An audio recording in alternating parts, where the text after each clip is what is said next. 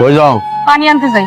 বাড়ির বাইরে যাওয়া নিষেধ। বাড়ির বাইরে যদি না যাই তাহলে আমার কাজগুলো কে করবো? আমার কাছে দাও, পানিটা আমি এনে দিচ্ছি। আপনি পানি এনে দিবেন কেন? 2 দিন পরে তো তুমি আমার বউ হবে, মানে আমি তোমারে বিবাহ করিব। আমি আপনার বিয়ে করুম এই কথা আমি কখন কইলাম? আমি হচ্ছে মতি ডাকাত, আমি যা বলছি তাই হবে। তোর হন আর ডাকাত হন তাতে আমার কিছু আসে যায় না, আমি আপনার ভয় পাই না, আমি আপনার বিয়ে করুম না। ওই শহরের বড় লোকের পোলারে তুমি বিয়ে করবা? শহরের বড় লোকের ছেলে তোমারে বিয়ে করবে না। তুমি না জানলেও আমি জানি। জানো কালকে রাতে তোমার জামাই কি বলছে? কি বলছে? বলছে আমাকে বিয়ের পরে সুইজারল্যান্ড নিয়ে যাবে। আমাকে নিবে না?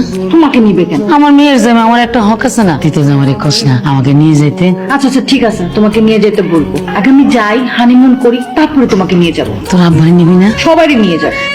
এই আপনি এখানে ঢুকছেন কেন? কেউ যদি দেখে তাহলে তো অনেক সমস্যা হবে, আপনি যান। শোনো, কথা কম বলবা। আমি এই বাড়ির হবু জামাই। আমি কখন কোন রুমে যাব না যাব সেটা আমার একান্তই ব্যক্তিগত সিদ্ধান্ত। তোমার কাছে শুনে যেতে হবে নাকি? তাহলে আপনি থাকেন, আমি বাইরে চলে যাই। বসো, আমি যেতে না বললে যাবা না। এগুলো কি খাচ্ছ? আম বানাইতেছি। আম তো জানতাম গাছে ধরে, আম আবার কিভাবে বানায়? এই বানানো মানে সেই বানানো না, বড় লোকের বেটা কিছুই জানে না। এই বানানো মানে হইলো আম ভর্তা। আলু ভর্তা শুনছি, বেগুন ভর্তা শুনছি, মাছ ভর্তাও খাইছি, কিন্তু আম ভর্তা তো খাইনি কখনো।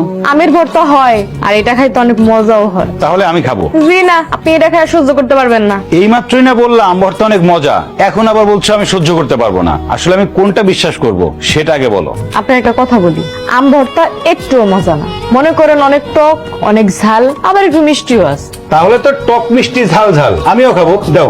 ঠিক আছে নেন খান। এই আপনি এগুলো কি করতেছেন? কেন? ভাত দিয়ে ভর্তা খাচ্ছি। আম ভর্তা ভাত দিয়ে খাই, এটা আপনার কে বলছে? কে আর বলবে? ভাত দিয়ে তো ভর্তাই খায়, আলু ভর্তা, বেগুন ভর্তা, মাছ ভর্তা সব তো ভাত দিয়েই খায়। তাহলে আম ভর্তা ভাত দিয়ে খাবো না তো কি দিয়ে খাবো?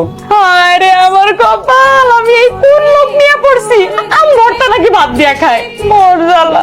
হ্যাঁ দোস্ত, হ্যাঁ ভালো আছি। তোর পোলার ফোনটা আমার কাছে। এই পাগল বুঝিস না, তোর পোলা আমার মেয়ের নিয়ে ব্যস্ত আছে, নতুন বিয়ে হচ্ছে না।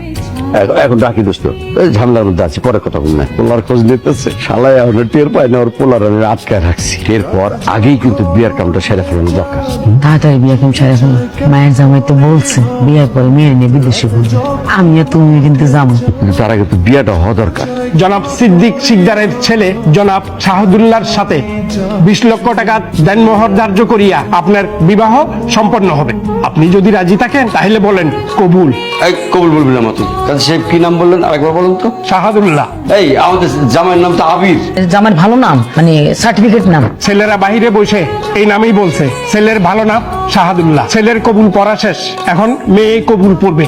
আপনি যদি এই বিয়েতে রাজি থাকেন তাহলে বলুন 3 কবুল। অবশ্যই রাজি।